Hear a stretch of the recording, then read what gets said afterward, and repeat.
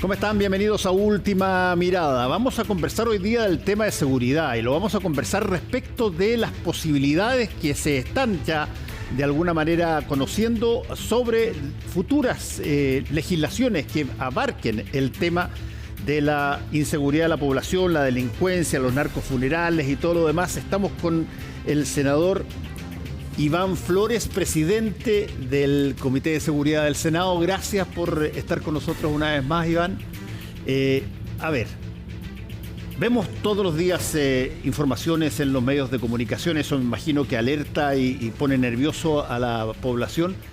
Y la pregunta es, ¿hay algo en las posibilidades de solución o por lo menos de enfrentar este fenómeno de inseguridad que sea nuevo respecto de las formas históricas de responder a este fenómeno? Hola, Fernando. ¿Qué tal? ¿Cómo estás? Bueno, yo creo que la gente está más que inquieta, la gente está muy preocupada, se palpa, se respira inseguridad a lo largo y ancho de todo el país, y no solamente del ciudadano común y corriente, sino que principalmente yo creo que en dos sectores. Primero, en aquellas comunas donde hay gente más vulnerable. Pareciera que este Chile, que todavía no logra ser un poquito más equitativo, tenemos comunas más seguras y comunas más inseguras, producto tal vez de los ingresos de las personas o de los ingresos que a la postre también rebotan en los municipios. Los municipios ricos tienen una condición completamente distinta a la de los municipios pobres, donde la gente ha venido perdiendo no solamente la posibilidad de hacer su vida normal, sino que ha perdido libertades. Eso por un lado. Y lo otro, Fernando, son las propias instituciones. Las instituciones que se sienten sobrepasadas, que se sienten faltas de recursos, que necesitan una institucionalidad mucho más robusta para poder enfrentar un problemazo que debimos haberlo previsto.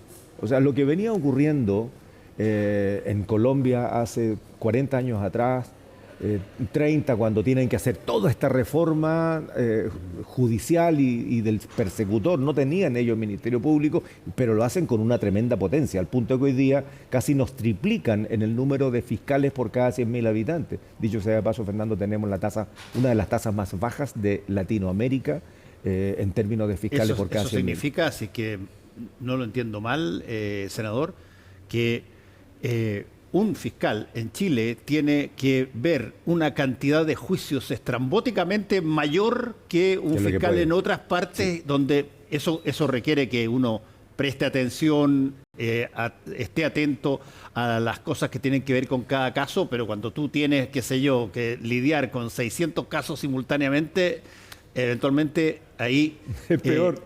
Claro, la situación no estás en capacidad de poder tratarlos a todos con la misma profundidad. Es peor, Fernando. A ver, peor que eso. Sí, porque acabas de mencionar el número de casos por fiscal. Sí. Y eso tiene que ver con dos variables que además se han agravado en Chile. Porque no solamente es el número de casos, sino también depende del tipo de casos. Sí. La violencia que ha venido ocupando las páginas de los medios de comunicación y que la gente empieza a sentir, hace que los casos se hayan agravado, que los casos también han aumentado. Entonces, lo que en su momento fue el cálculo de la reforma procesal penal, que dicho sea de paso, ya está bueno ya a más de 20 y tantos años de darle una vueltecita. Yo creo que está empezando a hacer agua y está sobrepasada. Entonces, ¿qué ocurre, Fernando? Cuando se diseñó, se decía 900 casos por fiscal. Esa era la carga, de acuerdo al tipo de delitos y al número de delitos que se cometían en Chile. Los delitos han venido subiendo y el tipo de delitos han venido agravando. Son dos cuestiones súper importantes. Pero además de eso, Fernando, cuando aumenta el número de delitos, le aumenta la carga al número de fiscales que tenemos hoy día en Chile. Y por lo tanto, en el 2002, la reforma procesal penal a fines de los 90, se le sube la carga de 900 a 1.250, aprox. Hoy día, cada fiscal no tiene 1.250, que fue el estándar mediante el cual el persecutor puede funcionar bien y cómodo, investigar sus casos. Hoy día los fiscales tienen casi 3.000 casos. ¿Te das cuenta?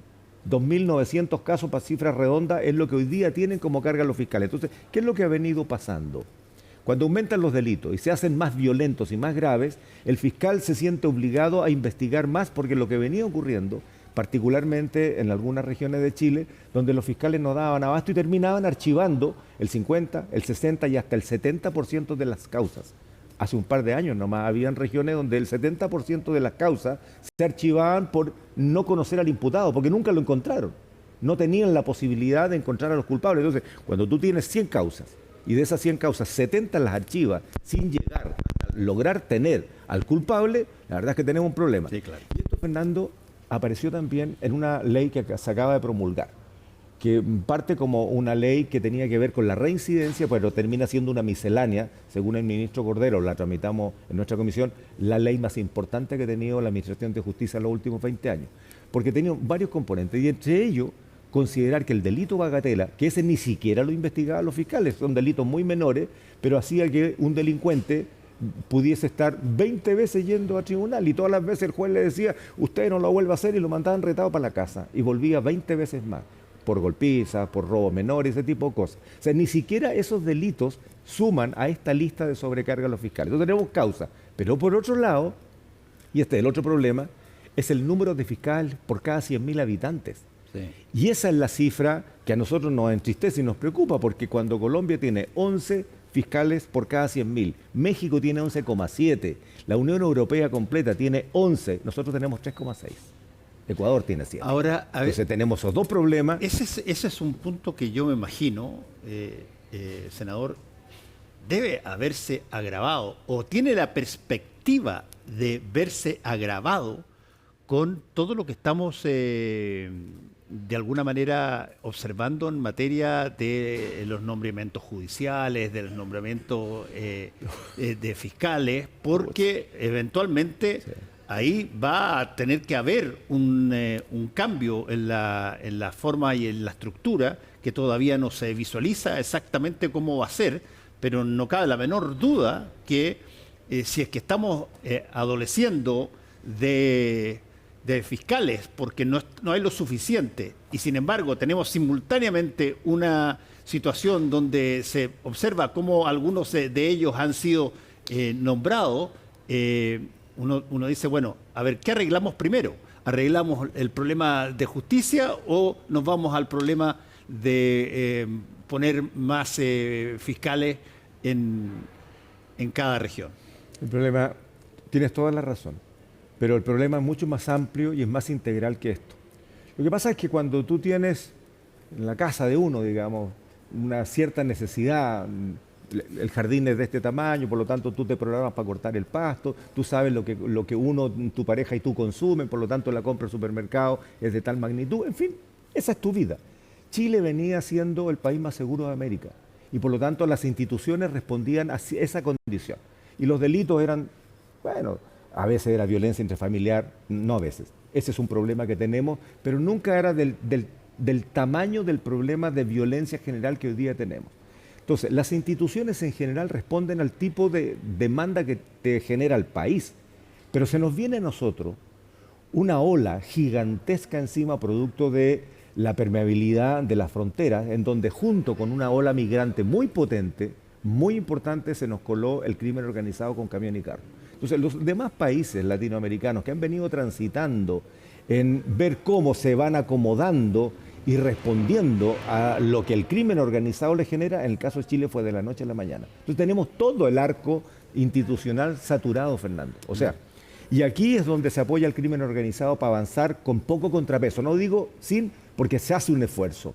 Y está todo el mundo comprometido en eso, pero ni por cerca en condiciones de combatirlo en serio. Ahora, o sea, está todo sobrecalentado. Hemos hablado del persecutor. Cuando el persecutor falla, y aquí otro dato, Fernando, los jueces de garantía tienen una academia para formarse como juez de garantía. Los fiscales no. Contratan un abogado, concursan, contratan al abogado y al día siguiente fiscal. No hay una preparación. Lo están diciendo hace rato la Asociación de Fiscales que necesitan una preparación. Primera cosa. Lo segundo es que el crimen organizado se apoya en varias patas, a lo menos 3. Una de esas patas es la impunidad. Si llegan a un país donde la capacidad del persecutor está sobrepasada y la administración de justicia es débil, o sea, cuando en una región archivan el 60 o 70% de las causas, significa que el 60% de los crímenes quedaron impunes.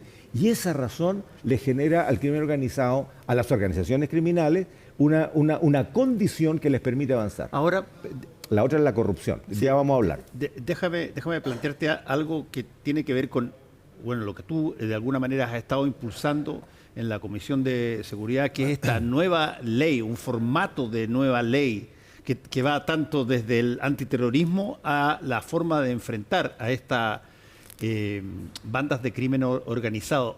A ver, ¿hay algún tipo de, llamémoslo así, no sé si es que es ley la palabra, pero algún tipo de iniciativa en los países que han enfrentado este problema que debiéramos importar?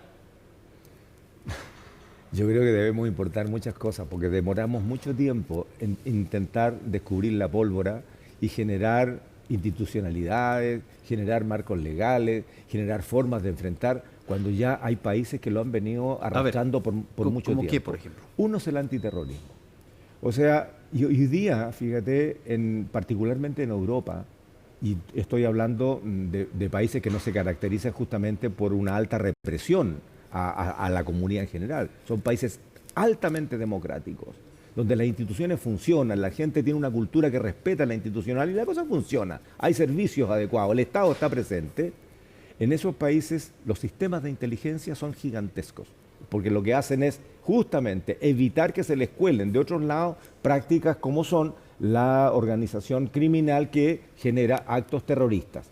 Hay una liga entre el crimen organizado o las organizaciones criminales que hacen crimen organizado y el delito terrorista. Y empiezan, fíjate, a preocuparse, y es algo que estuvimos conversando con instituciones que trabajan con inteligencia, que son altamente sofisticadas, que es el activismo violento.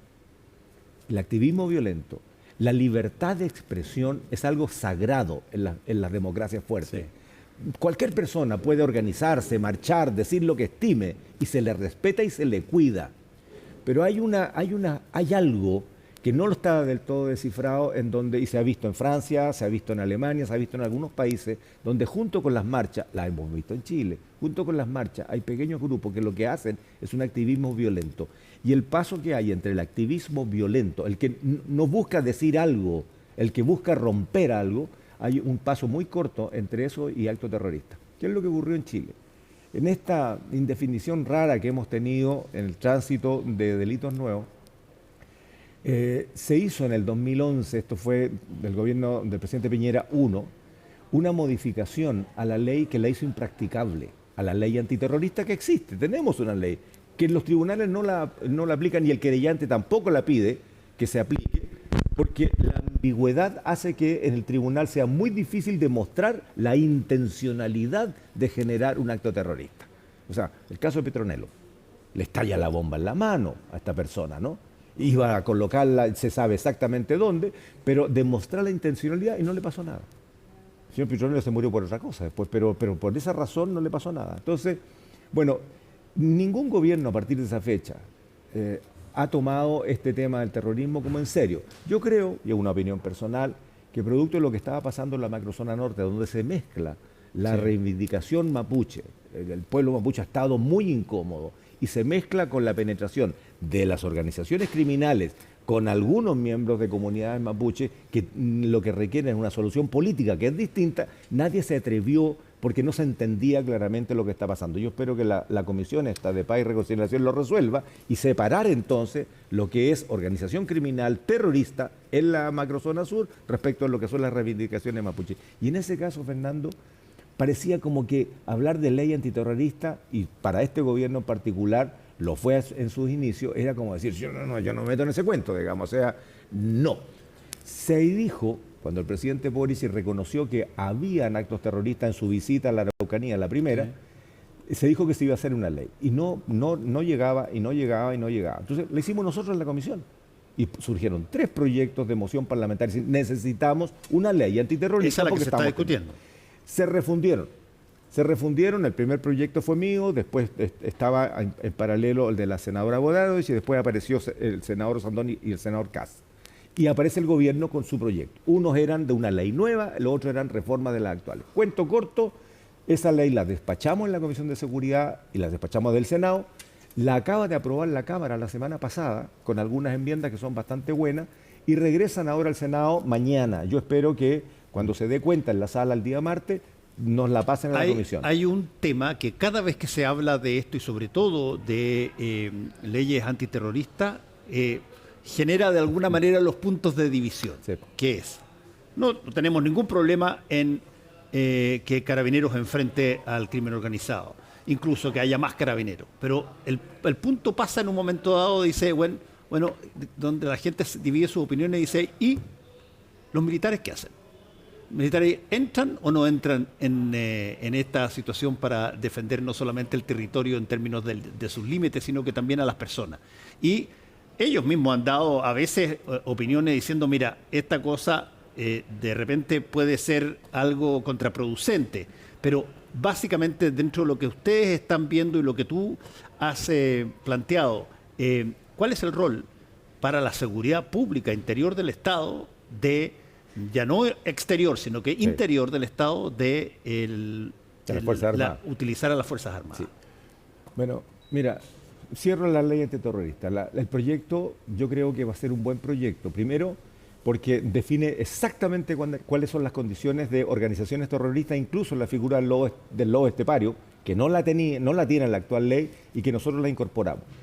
Y luego hay un... Lobo estepario entendido de que el terrorista individual. Claro, porque por definiciones antiguas, digamos, de Naciones Unidas y de nuestra ley, una organización terrorista son 3 o más personas que de manera permanente se reúnen y toda una serie de otras cosas que definen una organización terrorista.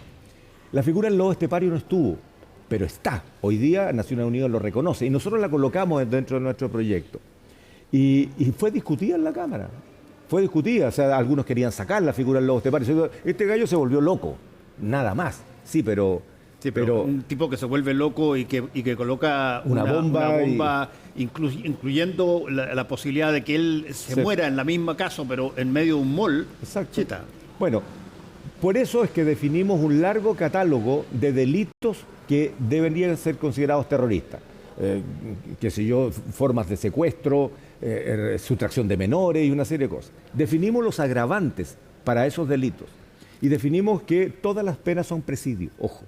Incluso, no solamente a los quienes integran o financian o reclutan personas para una organización terrorista, sino que además los que financian desde afuera sin pertenecer a la organización. O sea, nadie se la lleva a pelar. Y todos los que participan financiando, actuando o generando actos de terror, finalmente parten de 5 años para arriba y se van agravando en la medida de que, por ejemplo, reclutan menores o preparan menores o son parte de la organización y además colocan recursos, en fin, se agrava. Puede llegar de 5 años a 15 años y para arriba. Luego, es mucho más grave todavía si hay funcionarios públicos relacionados. O sea, hay toda una descripción de delitos, agravantes y penas que permiten tener ahora... Estamos hablando del nuevo proyecto de ley del que empezamos a trabajar mañana, yo espero, ya en nuestra comisión. Cierro y voy a tu pregunta. Las Fuerzas Armadas que la han estado pidiendo desesperadamente, particularmente alcaldes de algunas comunas que tienen una situación crítica en seguridad, es razonable la solicitud, pero la pregunta es, ¿y para qué? Las Fuerzas Armadas no están preparadas para combatir al interior de los barrios por cuanto el único equipamiento que tienen, sí, los oficiales tienen pistola y algunos otros también, pero ellos salen con fusil de guerra, es parte de su indumentaria y de su razón de ser. Un fusil de guerra que atraviesa con muchísima facilidad el motor de un camión, ¿te fijas? Perfectamente puede atravesar varias casas en línea o varios cuerpos en línea cuando se dispara, digamos, y si esa bala atravesó un cuerpo que no tenía protección antibala, puede pasar por varias casas. Entonces, hay una situación bien compleja allí. Y lo segundo es que las Fuerzas Armadas ya han tenido malas experiencias. Cuando este infante de Marina, por ejemplo, sale a defender a un carabinero que es atacado mortalmente, ese infante de Marina es sometido a los tribunales y está re complicado. Entonces, así como la ley Naim Retamal, que al principio, por parte del propio gobierno también yo escuché, se dijo, mira, esta es la ley de gatillo fácil, no queremos que esto sea. Nunca fue el gatillo fácil, lo que hacía era invertir la prueba. Y en vez de que cuando un funcionario de policía saca su arma y tiene que defenderse a él o a otras personas, era automáticamente obligado a demostrar la legítima defensa. Hoy día es al revés. Parte del criterio y del concepto de que él ejerce legítima defensa. Es el otro el que tiene que demostrar que eventualmente no lo aplicó. Y eso le da más seguridad y certezas a las policías. El problema con las Fuerzas Armadas es que no están definidas las reglas de uso de la fuerza. Y ese es un proyecto que está en el Senado, no está en mi comisión, está en una comisión unida de defensa y seguridad, la preside Defensa, que estamos votando. Lento, pero hemos venido votando. Y yo creo que ha sido lento no por desidia, Fernando, sino que porque es un proyecto complejo. Necesitamos darle certezas a la ciudadanía que si es necesario que el Estado le pida a las Fuerzas Armadas que salgan al interior del país a combatir algo, estamos hablando de orden público, siempre, sí, orden o seguridad pública, lo hagan por encargo del Estado y sin dañar a ciudadanos, digamos, por abuso de esta regla de uso de la fuerza. Y por otro lado, darle certezas a las Fuerzas Armadas que si el Estado los convoca sabiendo qué es lo que le está pidiendo. Entonces, hemos tenido que definir principios, los tipos de fuerza. Hemos definido las condiciones en que las gradientes en que se utiliza, y ahí todavía hay una discusión sobre eso. ¿Y hay discrepancias muy grandes, como por ejemplo la oposición? Sí, las hay. Yo diría que las izquierdas con las derechas, digamos, han estado debatiendo, pero con un buen debate en todo caso. Yo creo que le queda poco. Ya estamos discutiendo las reglas propiamente tal, que no solamente son las etapas, la gradualidad, la proporcionalidad, pero tenemos conciencia de que el Estado necesita de las Fuerzas Armadas para poder, en ciertas condiciones, por ejemplo, custodiar la infraestructura crítica. Lo que pasó en los consultorios hace un par de días atrás, Fernando, es inaceptable. Y lo conversaba con la ministra de Interior el lunes pasado en La Moneda. Y me decía, mire, vamos a tener que mandar puntos fijos a estos consultorios que están en zonas críticas. Pero esto significa 35 carabineros en los dos consultorios. Porque son 3 turnos diarios, son 24 horas. Son consultorios que tienen urgencia. Y más el turno el fin de semana son 35 carabineros de punto fijo y puede que en un mes no pase nada, a cambio de que esos 35 carabineros pudieran estar haciendo ronda o custodiando sectores mucho más amplios. Entonces, en ese caso, todos estamos convencidos que, si bien es cierto, yo en lo personal dije que no me parecía y que me oponía a llamar a las Fuerzas Armadas solamente para hacer un estado de excepción en la región metropolitana, cuando esto es un problema nacional. ¿Y qué pasa con las otras 15 regiones, aparte de la metropolitana? Y que además, ¿qué iban a hacer las Fuerzas Armadas? Si no, pregúntenle a las Fuerzas Armadas. Estaban súper preocupadas de que los convoquen. Entonces, mientras no tengamos esto, no se pueden convocar. Pero aunque sea, no es para un estado de excepción generalizado, porque no tenemos un problema con conscripción en Chile, sí, claro. Nos faltan conscriptos y tenemos 2.000 ocupados en la macrozona sur y tenemos otros tantos ocupados en la frontera y seguimos teniendo las fronteras permeables. Acaban de ser autodenunciados 39.000 personas que ingresaron irregularmente entre enero y septiembre. ¿Te das cuenta? Entonces tenemos un problema de marca mayor. Ahí hay otro punto que no sé si es que está dentro de las comisiones que tú has visto, que tiene que ver un poco con lo que estabas diciendo al final. ¿Se tienen los números de las personas que eventualmente llegan al país en forma clandestina? No. Se conoce, tú acá dijiste 39.000 personas que se denunciaron, que están registrados por la PDI. Claro, que son autodenunciados. Los que entran en la noche un poquito más, eso no se sabe. Bueno, y desde ese punto de vista, ¿cómo se enfrenta o cuáles son las experiencias exitosas en otros países parecidos, quizá, que tienen este flujo muy importante de inmigración que ha habido toda la vida, digamos, desde ese punto de vista no es una novedad, pero hoy día está por distintas situaciones ocurriendo en como 3 o 4 continentes. Entonces, ¿qué es lo que se debe aprender de otras experiencias sobre este tema de la inmigración ilegal? La prioridad, Fernando, la prioridad. Fíjate, cuando nosotros tenemos una Agencia Nacional de Inteligencia con 153 funcionarios, casi los mismos de hace 25 años que eran 140, o sea, en 25 años han crecido 13 funcionarios, menos de uno por año.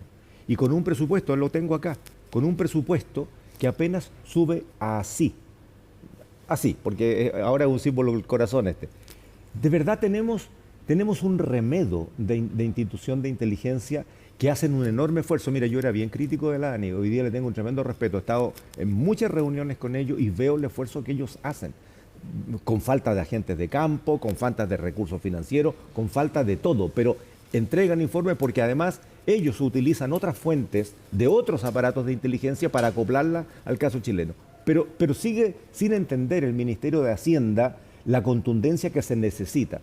Mira, por ejemplo, a tu pregunta, el fenómeno migratorio hoy día, producto de conflictos, producto de hambrunas, producto de dictaduras que empiezan a aparecer con mucha rudeza, particularmente en África, en el Sahel africano, en la zona centroafricana, hay sistemas de verdadero reclutamiento de gente a los cuales le cobran con lo poquito que tienen para mandarlo a Europa. Y lo que al principio era el control de las balsas, hoy día casi se convierte en una cuestión humanitaria. Si ya en el mar, por ejemplo, no los capturan para mandarlos de vuelta necesariamente, sino que para que no se mueran ni se ahoguen. Mira, es una cuestión súper complicada. Pero ¿qué es lo que ocurre en estas olas migratorias enormes? Viene el crimen organizado entre medio, o sea, a nosotros nos pasó. Hay un estudio bien importante de la División de Naciones Unidas para el Crimen Organizado, donde hace varios estudios de varios frentes. Y el Tren de Aragua es uno de ellos, por ejemplo, que lo tenemos en Chile. Y muestra cómo el Tren de Aragua se desplaza desde Venezuela, junto con las primeras olas migratorias, entra con las olas migratorias sin ningún tipo de control. En otros países entran camuflados, se disfrazan, falsifican. No, aquí entraron tranquilitos, pagaban lo que correspondía y el sistema los movía. Que hay verdaderas empresas turoperadores que los dejan puestos en Arica o en Iquique, hasta el día de hoy. O sea, verdaderas microempresas. Bueno, cuando esto en Europa empieza a ser masivo, empiezan a fortalecer. Hoy día el sistema de inteligencia español son 5.000 funcionarios, 5.000, 3.500 en el Centro Nacional de Inteligencia, otros 400, 500 en el Centro Coordinador de todas las inteligencias, de las militares, de las distintas policías, reportados directamente todos los días a las 5 de la mañana con el ministro del Interior. Y el Centro Nacional solamente con el presidente de la República. Ellos entregan información dura y pura, no nada más. La decisión política la toma el presidente. Y ahí, con esa decisión política, van abriendo frente. Pero además tienen el sistema de inteligencia para infraestructura crítica. O sea, tienen distintos... Y ahora, ¿qué es lo nuevo para Europa? Y esto, a tu pregunta, el sistema preventivo. Tienen inteligencia en 70 países, latinoamericanos, africanos, algunos asiáticos, porque ellos trabajan con los gobiernos para evitarse que organizaciones les sigan mandando criminales entre medio de la ola migratoria. ¿Cuáles criminales? Los que tratan personas, particularmente mujeres para uso sexual y niñas para uso sexual. Y ahora aparecen dos crímenes que son relativamente nuevos. El tráfico de órganos. ¿Te imaginas lo que es robar un auto y despacharlo? Muchos autos nuestros robados terminan en Bolivia, pero es mucho más triste cuando lo desarman y lo venden por pieza porque ahí ya no apareció nada. El comercio de órganos tiene que ver con eso mismo. Y lo otro es la falsificación documental. Con las tecnologías hoy día te falsifican todo y no te das ni cuenta. Bueno, de eso entonces están preparándose. De eso quiero hacerte la última pregunta que tiene que ver con tecnología. Todos nosotros estamos viendo y admirando, qué sé yo, la inteligencia artificial y una serie de cosas.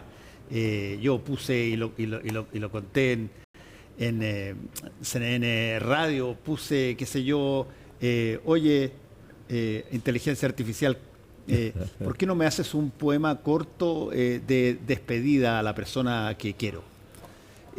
Y me sale un poema, pero excepcional, que lo leí ahí, todo fantástico. Ok, tú dices, oye, esto tiene capacidad de ser maravillosa. Ahora, ¿qué tanto se puede utilizar ese fenómeno de inteligencia artificial para combatir todo esto que estamos hablando, entendiendo que los maleantes también son tequis, algunos de ellos, y que también pueden usar la inteligencia artificial al revés? La usan. Y ahí es donde tenemos el problema en Chile, Fernando, porque esta conversación partió citando un ejemplo dentro de la cadena de lo que significa la respuesta del Estado, el Ministerio Público como persecutor. Pero ¿y qué tal, Fernando, que realmente logremos fortalecer y convencer al gobierno que el proyecto de reforma constitucional del año pasado para crear una fiscalía suprarregional, porque tenemos un problema con la independencia de los fiscales, hay algunos que se pasan de revoluciones y son absolutamente autónomos y van para otro lado. Entonces hay una fiscalía suprarregional, pero el gobierno no entiende el proyecto, quiere centralizarlo en Santiago en vez de las 4 zonas y todavía no se le ponen con la plata.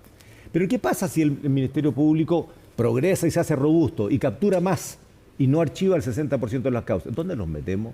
si tenemos un sistema carcelario a punto de estallar. Nunca en nuestra historia republicana hemos tenido las cárceles saturadas, como en el caso del Norte Grande, ni siquiera saturadas por el número de personas que están adentro, 220%, sino que es el tipo de personas. En el caso de Arica, 98% de los internos son extranjeros, Fernando. Y la peligrosidad de aquellas personas que ya la justicia chilena determinó que era un peligro para la sociedad, metidos adentro, lo que hacen es, en el resto de Chile, reclutar a los novicios que ingresaron por otros delitos, porque no tenemos cómo segregar. Entonces, tenemos un sistema carcelario que no aguanta. Y lo que decía el ministro, ¿qué vamos a hacer? El 40% de esta gente está ahí por prisión preventiva. ¿Lo vamos a dejar afuera y lo vamos a mandar a resguardos nocturnos que no los vemos nunca más? No podemos. Vamos a hacer un indulto masivo como el que ya pasó en pandemia y que terminaron con un 70% de reincidencia, o sencillamente no vamos a atrapar a nadie más. No podemos. O sea, por un lado tenemos un persecutor debilitado porque le faltan recursos, por mucho esfuerzo que hagan, tenemos cárceles completamente saturadas y tenemos en la etapa previa un sistema de inteligencia que es un chiste, y no lo digo peyorativamente, lo digo porque no le han puesto la seriedad para tener un sistema que se adelante, y que en el caso del crimen organizado, que no es lo mismo que el ratero en la esquina, son organizaciones, por lo tanto tú las penetras. Y después las policías. Mira, cuando tú me hablas de cibercrimen, me hablas de inteligencia artificial, cuestiones tecnológicas que el crimen organizado las maneja porque las conoce. Sí, mira, si el crimen organizado no es la bandita del barrio, el crimen organizado son holding empresariales que son transnacionales. Las versiones locales, como el Tren de Aragua, son los soldados de esos holdings. ¿Te fijas? Que son capaces de controlar un Estado. Mira el problema que tuvo México. Yo en un programa dije, estamos como cuando apareció el problema de Juárez. O sea, empiezan a aparecer las instituciones sobrepasadas y aparece la impunidad, que ya lo conversamos, aparece la corrupción al interior de las instituciones, en donde las decisiones de las autoridades de gobierno o de funcionarios públicos empiezan a ser o cooptadas por amenazas, por extorsión, o sencillamente por plata. Esa es la segunda patita. Y la otra pata es la falta de coordinación interinstitucional. Cuando las dos policías nuestras hasta el día de hoy siguen compitiendo entre sí y no acomodándose como una sola respuesta nacional, tú haces esto, yo lo hago lo y te ayudo, sin esconderse la pelota y la información, Iván, chuta. Mira, no me alcanza el tiempo para preguntar, solamente te quiero que me relates un estado de ánimo. ¿Ves tú algún grado de optimismo en lo que se puede hacer en el futuro? Cada minuto que pasa uno se pone un poquito más pesimista, porque no logro entender por qué el gobierno no le da la prioridad, los otros tampoco, los anteriores tampoco, la prioridad y la importancia de lo que significa entender el tamaño del piano que se nos está cayendo encima.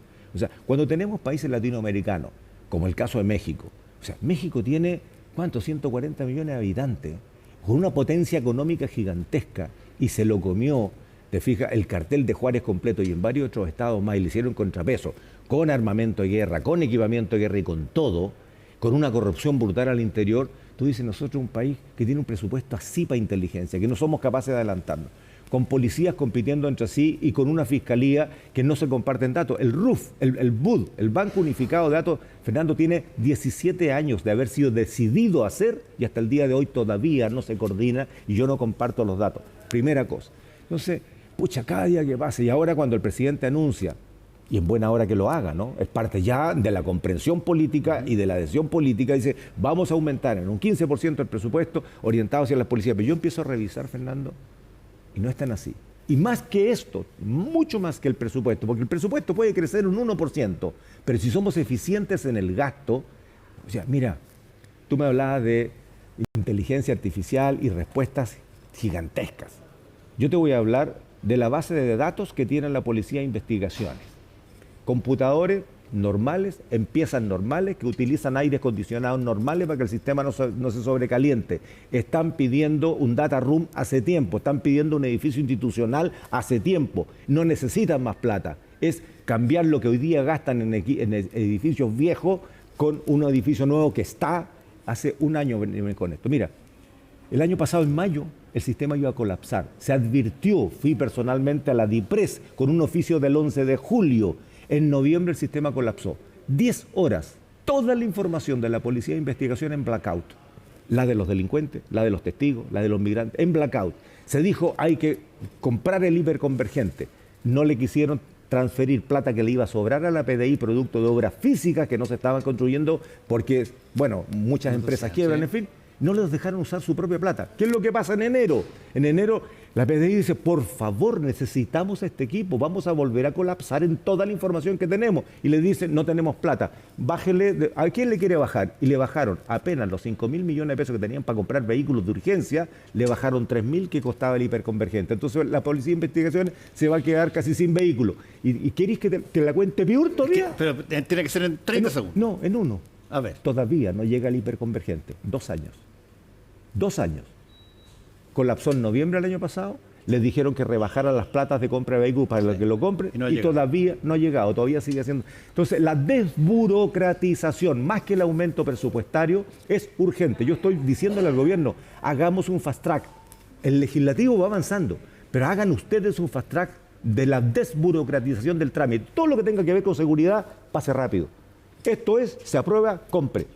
Listo. Pero teníamos 2 años, Fernando, para un equipamiento crítico. Disculpa que te haya demorado en esto, pero a mí me parece no solamente patético, me parece grave que todavía las policías no tengan la respuesta. Debían haber llegado 1.300 vehículos este año, producto de este apoyo especial. ¿Sabes cuántos se han comprado? 120. Fin de la historia. Senador, muchas gracias una vez más por haber sido además tan explícito en algo que no todo el país entiende, cómo se producen las asignaciones a enfrentar, por ejemplo, en este caso, el crimen organizado por parte del Estado. ¿Te puedo dar una última señal de preocupación, Fernando? Menos que cortita. Ojo con Bolivia. Bolivia está en una situación interna muy complicada. Ahora mismo Evo Morales, que era el otro líder que está, pero tenemos una incomodidad económica, una incomodidad política, una dificultad para gobernar con el sistema político que tiene. Cuidado que no se nos vaya a venir una segunda ola migratoria desde Bolivia, que puede ser muy complicado con ya la presión de la ola migratoria que tenemos en Chile. Solo un dato. Muchas gracias por haber estado con nosotros una vez más. Gracias a ti, Fernando. Nos vemos mañana, por cierto, tempranito a las 7 de la mañana en CNN Radio con Carolina Urrejola y después con Última Mirada. Buenas noches.